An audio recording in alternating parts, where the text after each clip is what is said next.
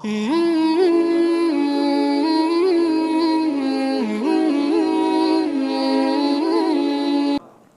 بھی آپ اہل بیت کے بغیر تفسیر کو پڑھیں گے تفسیر سمجھ میں نہیں آئے گی. کوئی آپ کو قرآن پڑھانے بیٹھے گا نہ جانے کیا پڑھا کے اٹھے.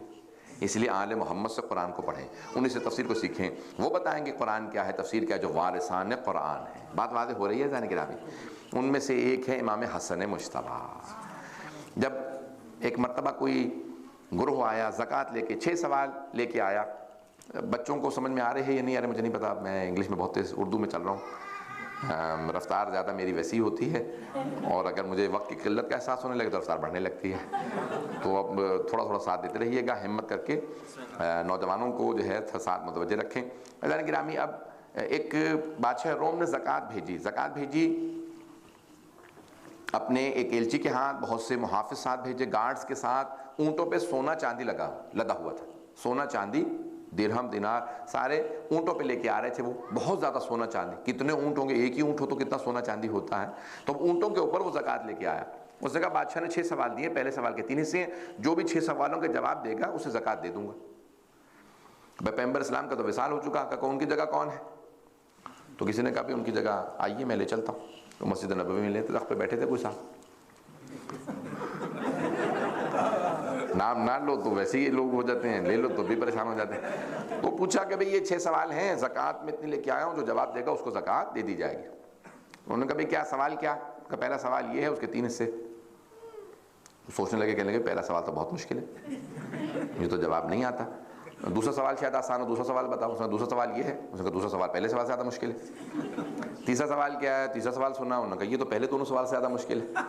6 سوال سنے, اس کے بعد انہوں نے کہا بھئی یہ سوالات کی تم نے تانتا باندھا ہوا ہے, زکوٰۃ دینی ہے تو زکوٰۃ دو, یہ سوالات کا کیا معاملہ ہے؟ تو انہوں نے کہا حضور زکوٰۃ میری نہیں.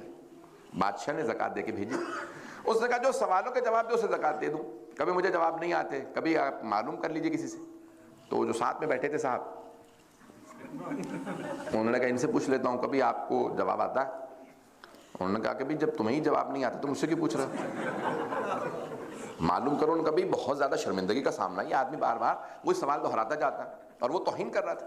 کبھی تمہیں جواب نہیں آتا, معاذاللہ یہ دین جھوٹا معلوم ہوتا ہے, جن کو کسی کوئی یہاں عالم ہی نہیں ہے, کسی کو جواب نہیں آتا. معاذاللہ تمہارے نبی بھی جھوٹے تھے. جب اس نے یہ کہا تو اب پورے مسلمانوں میں حیجان کی کیفیت طاری ہونے لگی کہ کسی کو جواب نہیں آتا. کبھی اپنی بیٹی سے پوچھ لو, شاید انہیں آتا ہو. بیٹی سے پوچھا کبھی کوئی ان سوالوں کے جواب جانتی ہو؟ کہ نہیں میرے بھی ذہن میں کچھ نہیں. جب سب طرف سے پریشان ہو, کبھی تم نے زکوٰۃ دینی ہے, زکوٰۃ نہیں تو چلے جاؤ. جب باہر نکلا تو اس نے بہت زیادہ توہین شروع کی. اس نے کہا کہ ایسے لوگ ہیں, کسی کو جواب نہیں آتا. جناب سلمان نے کہا خبردار, دین کی توہین نہ کرنا, پیغمبر کی توہین نہ کرنا. پیغمبر صادق نبی تھے, اور جو دین کے وارث ہیں وہ آل محمد ہیں.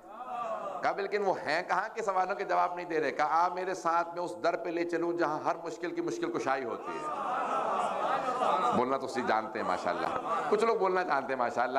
اب عزیزان گرامی, ایک مرتبہ جناب سلمان لیے اور سب کو لے کے چلے. کہا میرے ساتھ چلو, میں اس در پہ لے چلتا ہوں. آئے جانے کے بعد جناب سیدہ کے دروازے پہ, جناب امیر کے دروازے پہ دستک دی. جیسے دستک دی, اندر سے جناب خاتون جنت نے آواز دی, کہا سلمان کیا معاملہ ہے؟ اب وہ بہت پریشان ہوا, کہ نہ دروازہ کھولا نہ کوئی باہر آیا, یہ خاتون بغیر دیکھے نام سے کیسے پکار رہی ہیں, بغیر دیکھے. کہ سلمان کیا معاملہ ہے؟ تو جناب سلمان نے کہا کبھی بھی اسلام پہ وقت آن پڑا ہے, امیر المومنین سے کہیں کہ تشریف لائیں, جوابات دیں. کہ وہ باغ میں کام کرنے گئے, وہ باغ میں کام کرنے گئے ہیں. کہا پھر ہم وہیں چلتے ہیں. اب وہ آدمی کہنے لگا کہ بھئی سنو, سوچ لو, جو تخت پہ بیٹھا تھا وہ جواب نہیں دے سکا, وہ جو باغ میں کام کر رہا اسے جواب آتا ہوگا؟ کہ تم نہیں جانتے وہ علی ہے. یہ جناب سلمان سے معرفت تھے, کہ وہ علی ہے, ساتھ تو چلو. اب ایک مرتبہ آیا, آنے کے بعد دیکھا, اس نے کہا کہ ٹھیک ہے چلو بے کو علی ہوں گے. آیا, آنے کے بعد جناب سلمان نے آواز دی, اور وہ سارا مجمع اس کے ساتھ, گارڈز وغیرہ سارا, سونا چاندی, ساری زکوٰۃ لدی ہوئی اونٹوں پہ. وہ آدمی آیا, دیکھا جناب امیر باغ میں کام کر رہے ہیں. جناب سلمان نے کہا کہ یا امیر المومنین تشریف لائیے, سوالوں کے جواب دیں. امیر المومنین آئے, ہاتھ میں گودال تھا, اسپیڈ ہاتھ میں تھا, پاؤں میں گارا تھا, ابا قبا پہ پیوند لگے ہوئے تھے. اس نے ایک مرتبہ سر سے لے کے پاؤں تک دیکھا, کہا یہ میرے سوالوں کے جواب دیں گے؟ جناب سلمان نے کہا یہی علی ہیں. کہا یہی میرے سوالوں کے جواب دیں گے؟ سر سے لے کے پاؤں تک دیکھا. مولانا نے کہا نہیں, میں تیرے سوالوں کے جواب نہیں دوں گا. وہ جو سامنے بچہ کھڑا ہے نا, امام حسن کی طرف اشارہ کر کے کہا, کہ وہ جو سامنے بچہ کھڑا ہے وہ تیرے سوالوں کے جواب دے گا. وہ ایک مرتبہ آگے بڑھا, امام حسن مجتبیٰ کو دیکھا, 7 برس کے تھے. کہا یہ تو چہرے سے ہی معصوم لگ رہے ہیں. معصوم انوسنٹ کے معنی میں کہا بھئی یہ تو چہرے سے بہت زیادہ معصوم ہے، انوسنٹ ہے، بالکل ایک عجیب و غریب چہرہ ہے کہ کہیں ہیبت و جلال ہے، نور ہے، یہ تو معصوم سا بچہ ہے، سوالات تو بہت مشکل ہیں، یہ بچہ میرے سوالوں کے جواب دے لے گا؟ جناب سلمان سے کہا۔ امام حسن مجتبیٰ نے کہا تو سوال پہلے کرے گا، میں جواب پہلے دوں۔ جیسے کہا نا تو سوال پہلے کرے گا میں جواب پہلے دوں، تو ایک مرتبہ اس نے کہا اچھا بتائیے میرے کتنے سوال ہیں؟ امام نے کہا تیرے 6 سوال ہیں۔ اب وہ پریشان ہوا، جیسے آپ خاموش بیٹھے وہ بھی خاموش تھا۔ کہا 6 سوال ہیں؟ امام نے کہا ہاں تیرے 6 سوال ہیں، پہلے سوال کے 3 حصے ہیں، سن جواب کیا؟ امام نے جواب دیے، وہ قدموں میں گر گیا، کہا کہ برخوردار آج کے بعد سے آپ کو اور آپ کے بابا کو ان باغوں میں کام کرنے کی ضرورت نہیں، میں اتنا سونا چاندی لایا ہوں۔ امام حسن نے جب اپنے بابا کی طرف جناب امیر کی طرف دیکھا، کہا بابا کیا حکم ہے؟ کہا بیٹا حسن جائیے فقراء مدینہ میں سارا سونا چاندی تقسیم کرائیے، یہ سب تقسیم کرائیے، یہ زکوٰۃ ہے، صدقہ آل محمد پہ حرام ہے۔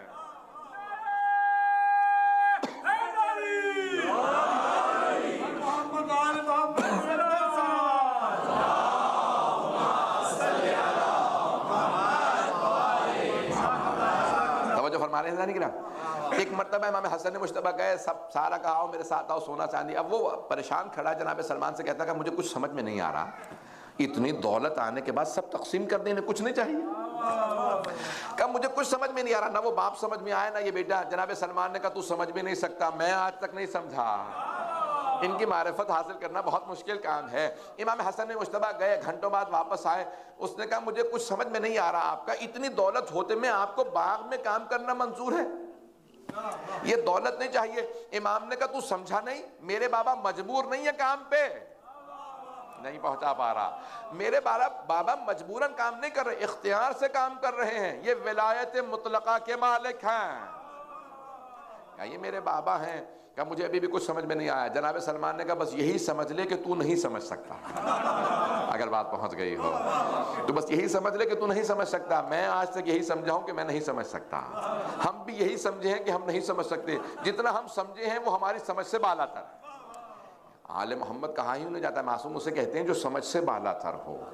میں جانے گرامی اس نے ایک مرتبہ امام کے قدموں کو چوم کے کہا، امام حسن مجتبیٰ کے قدموں کو چومنے کے بعد کہا میں گواہی دیتا ہوں اگر روئے زمین پہ کوئی حجت خدا ہے تو وہ یہی بچہ ہے، جو ہر سوال کا جواب جانتا ہے، دولت کی لالچ نہیں رکھتا، سونے چاندی سے کھیلنا پسند نہیں کرتا، لوگوں میں تقسیم کر دیتا۔ پتہ نہیں بات پہنچا پا رہا ہوں یا نہیں۔ اس نے کہا کہ میں ان کی عظمت کی گواہی دیتا ہوں، جانے گرامی ہم ایسوں کو امام مانتے ہیں۔ میں ایک اور واقعہ پیش کرنا چاہ رہا ہوں، اگر میں نے کہا تھا پرفیکشن کے ہم ماننے والے ہیں جن کے اندر کمال پایا جاتا ہے ایسا کہ نہیں ہے؟ فطرت یہی ہے، انسان کمال کی طرف رغبت رکھتا ہے، ائمہ میں کمال ہے، انسان اگر بچے کو بھی دیکھتا ہے نا اس میں کمال پایا جاتا ہو۔ 4 برس کے 3 یا 4 برس کے امام حسن مجتبیٰ پیغمبر کے زانوں پہ تشریف فرما ہے، مسجد نبوی ہے، تمام صحابہ کا مجمع ہے، پیغمبر تعارف کروا رہے ہیں یہ میرا بیٹا حسن ہے، اگر کبھی بھی تم نے عقل کو مجسم دیکھنا ہو تو میرے بیٹے حسن کو دیکھ لو، میرے بیٹے حسن کو دیکھ لو، عقل کو مجسم دیکھنا ہو، if you want to see wisdom in a body then look at Hasan Mujtaba. Wisdom in body is Hasan himself, he is living wisdom, he is living intellect. حضرت گرامی پیغمبر نے تعارف کروایا، ابھی گفتگو کر ہی رہے تھے کہ لوگ کبھی سوال جو کرنا ہو میرے اس نواسے سے کرو، اب سوالات تو آپ کو پتہ ہی ہے مسلمانوں کی کیسی عادت تھی۔ جناب امیر المومنین نے کہا سلونی سلونی قبل ان تفقدونی، جو پوچھنا ہے پوچھ لو، تو کسی نے کہا یا علی بتائیے میرے ہاتھ میں کیا؟ مولا نے کہا وہی ہے جو تو نے بھی جیب سے نکال کے ہاتھ میں رکھا۔ دوسرے نے کہا یا علی میرے سر میں بال کتنے ہیں؟ مولا نے کہا کہ اگر بتا بھی دوں تو تصدیق کس سے کروائے گا، کنفرمیشن کون کرے گا، کون تیرے بالوں کو بیٹھ کے گن کے بتائے گا اتنے ہی بال ہیں جتنے علی نے بتائے، لیکن ایک بات یاد رکھ تیرے سر کے ہر بال میں شیطان ہے۔ کون تھا؟ سعد ابن ابی وقاص تھا، اور کہا وہ جو تیرے گھر میں بچہ پل رہا ہے نا وہ میرے بیٹے کا قاتل ہے، عمر سعد اس کا باپ تھا جس نے سوال کیا میرے سر میں بال کتنے ہیں۔ کسی نے سوال کیا، کہا یا علی بتائیے میں آج کیا کھاؤں گا؟ مولا نے کہا تو آج پھر ہی نہیں کھائے گا، دودھ چاول کھائے گا۔ اس نے کہا بس یہی نہیں کھاؤں گا۔ مولا نے کہا میں نے جب کہہ دیا اللہ نے تیری تقدیر میں لکھ دیا، آج تو دودھ چاول ہی کھائے گا۔ اس نے کہا پھر مجھے بھی ضد ہے میں دودھ چاول ہی نہیں کھاؤں گا، نام نہ کہلائیے گا۔ پہنچ تو رہے نا؟ تو اب وہاں سے باہر نکلے، گھر آئے، فوراً گھر آنے کے بعد بیوی سے پوچھا بھائی کیا پکا ہے؟ کہا دودھ چاول ہے۔ کہ محلے میں سے کسی اور سے کچھ مانگ کے لیا، دودھ چاول نہیں کھاؤں گا۔ بیوی نے بہت دیر بعد واپس آئے، کہا کیا بات ہے اتنی دیر سے کیوں آئی ہو؟ کہا بھئی جہاں جس گھر پہ جا رہی ہوں وہ کہتے ہیں دودھ چاول ہی پکے ہیں۔ مدینے سے باہر نکلا، کہا نہیں دودھ چاول سے ضد ہے آج، کچھ ہو جائے نہیں۔ کہا مسئلہ کیا ہے؟ کہا تجھے نہیں بتا سکتا، دودھ چاول نہیں کھاؤں گا۔ گھر سے باہر نکلا، دور سے قافلہ آتا دیکھا، مدینے کو قافلہ گزر رہا تھا، قافلے والوں رک جاؤ، کچھ کھانے کو ہو تو دے دو۔ انہوں نے کہا دودھ چاول ہے۔ کہا نہیں کسی سے پوچھو، شاید روٹی کا ٹکڑا ہو، کچھ ہو دے دو، مجھے دودھ چاول نہیں کھانا۔ انہوں نے سب سے پوچھا کہ کسی کے پاس کچھ اور کھانے کو ہے؟ کہا کچھ نہیں ہے، کھانا ختم ہو چکا ہے، صرف دودھ چاول ہی باقی ہیں۔ کہا نہیں یہ نہیں کھاؤں گا۔ جانے لگا، انہوں نے کہا نہیں رک جا، تو نے پوچھا کیوں تھا؟ کہا بھئی میں بھوکا تھا۔ کہا پھر کھانا نہ کھانا ہماری توہین ہے، ہم سے مانگنے کے بعد تو کچھ نہیں کھا رہا۔ انہوں نے مار مار کے اسے دودھ چاول کھلایا۔ جیسے ہی مدینے واپس پہنچا، سامنے سے علی بن ابی طالب آ رہے تھے، جیسے ہی مولا کو آتا دیکھا فوراً راستہ پلٹنے لگا۔ مولا نے آواز دے کے کہا کیا بات ہے، کیا کھا کے آیا؟ اس نے کہا کہ میں نے دودھ چاول نہیں کھائے۔ مولا نے کہا نہیں جھوٹے، تو نے دودھ چاول بھی کھائے اور مار بھی کھائی ہے۔ سبھی بات ہے، اگر بات پہنچ رہی ہو، اگر میری مان لیتا تو صرف دودھ چاول کھاتا، مار نہ کھاتا، میرے بغض کی وجہ سے مار بھی کھا کے آیا۔ میری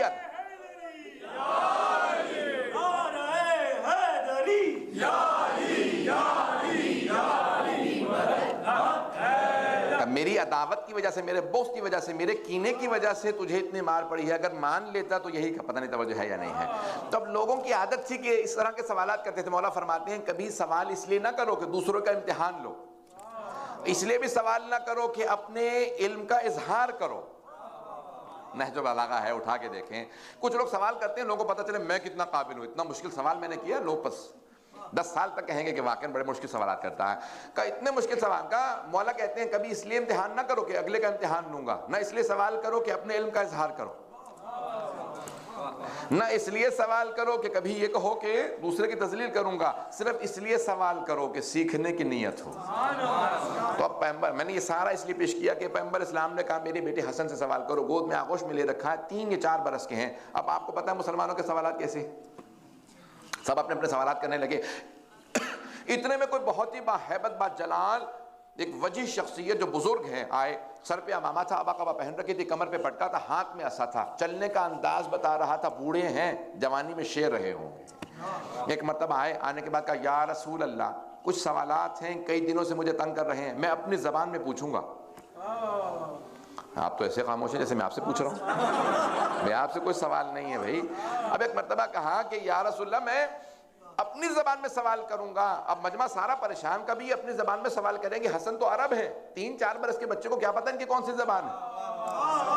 وہ کہنے لگے میں اپنی زبان میں سوال کروں گا۔ پیغمبر اسلام نے کہا جس زبان میں چاہے تو سوال کریے میرا بیٹا۔ انہوں نے سوالات کیے، امام حسن مجتبی نے جوابات دیے، وہ اٹھے جانے لگے، کہا یا رسول اللہ میری تشفی ہو گئی، مجھے دل کو سکون ملا ہے، قرار آ گیا، ہر سوال کا جواب ایسا دیا ہے جیسا ہونا چاہیے۔ یہ کہا جانے لگے، پیغمبر نے دیکھا صحابہ پریشان ہیں، کہا یہ کون تھے، کس زبان میں سوال کر رہے تھے؟ پیغمبر اسلام نے کہا یہ میرا بھائی خضر تھا، یہ میرا بھائی خضر ہے، انہیں کچھ سوالات تنگ کر رہے تھے، اپنی عبرانی زبان میں سوال کیا، عبرانی ہیبرو زبان میں سوال کیا۔ میرے بیٹے حسن نے جواب دیا، انہوں نے کہا کہ میں گواہی دیتا ہوں انہوں نے ہر سوال کا صحیح جواب دیا ہے، یہ واقعی حجت خدا ہے۔ نہیں پہنچا سکا بات کو۔ میں راستے میں بچوں کو واقعہ سنا رہا تھا جناب خضر کا، جناب موسیٰ کا، ہے نا جناب موسیٰ خضر کا واقعہ۔ اللہ نے صاحب کتاب ہیں جناب موسیٰ، صاحب کتاب توریت ان کے پاس آئی، صاحب امت، صاحب شریعت، فرعون کو شکست دینے والے، جب جناب موسیٰ کو سیکھنا ہو تو اللہ جناب خضر کے پاس بھیجے، لیکن جب جناب خضر کو سیکھنا ہو تو حسن مجتبی کے پاس آئے۔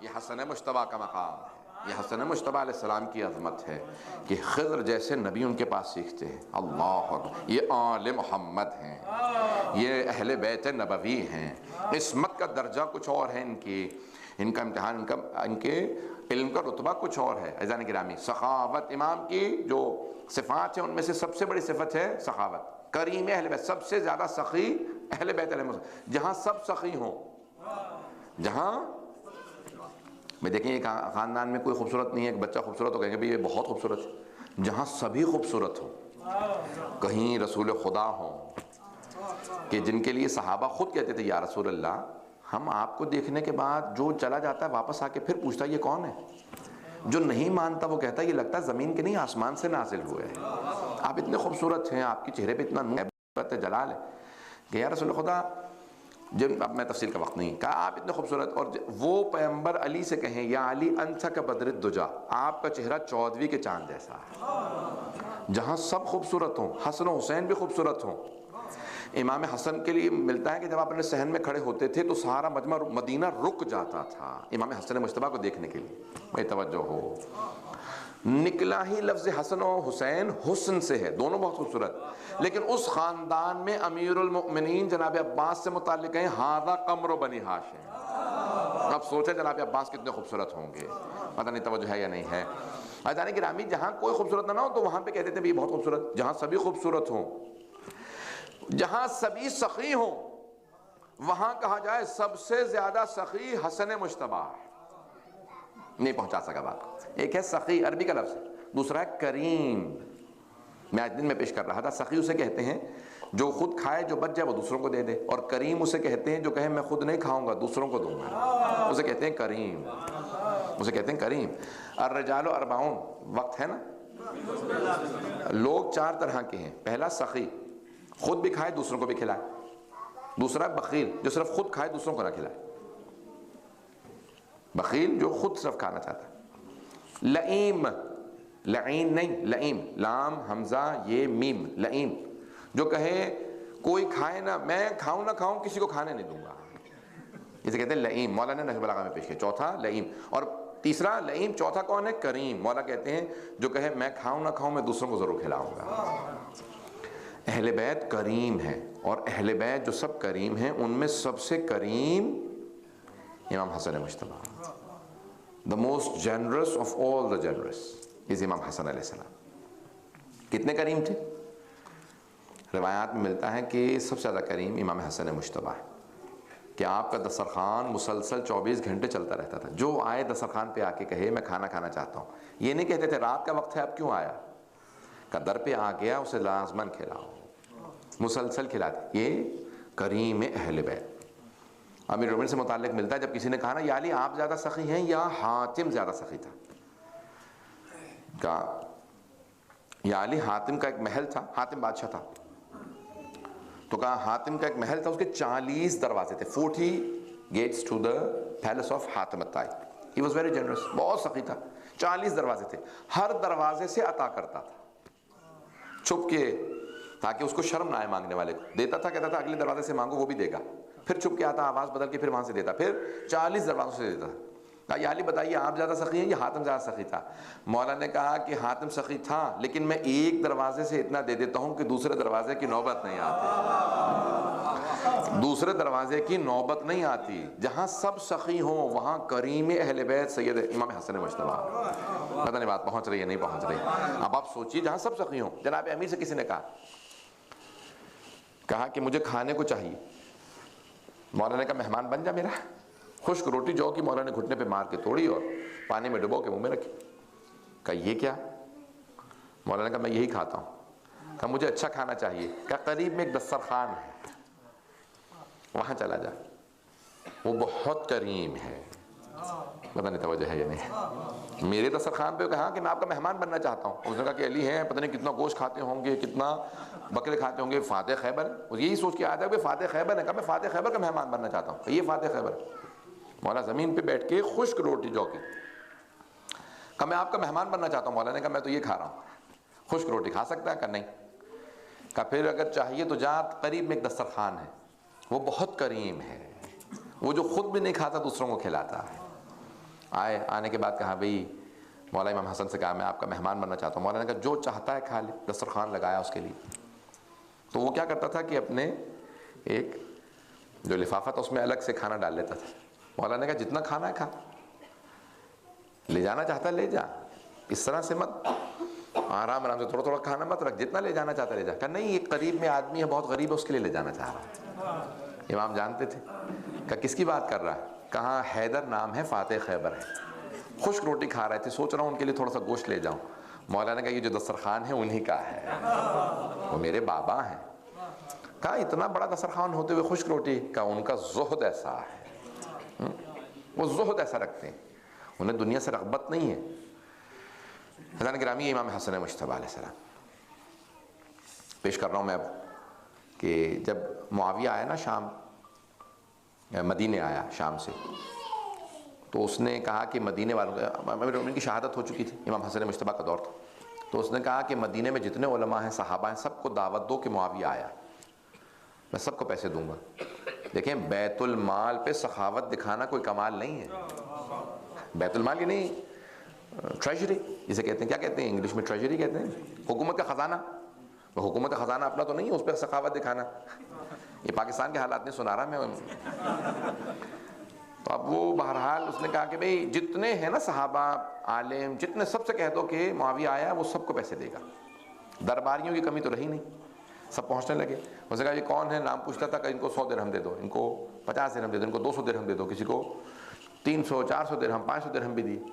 صبح سے شام تک لوگ آتے رہے۔ کہا کیا بات ہے، حسن مجتبیٰ نہیں آ رہے؟ ظہر کا وقت قریب آ گیا ہے، حسن مجتبیٰ نہیں آیا؟ کہ وہ نماز کے لیے آتے ہیں، آپ سے ملنے نہیں آئیں گے۔ پتہ نہیں توجہ ہے یا نہیں۔ کہا وہ معاویہ سے کہا کہ تمہارے سامنے نہیں جھکیں گے، تمہیں سلام کرنے نہیں آئیں گے، وہ نماز کے لیے آئیں گے۔ کہا نماز کے لیے آئیں تو ضرور ملوانا۔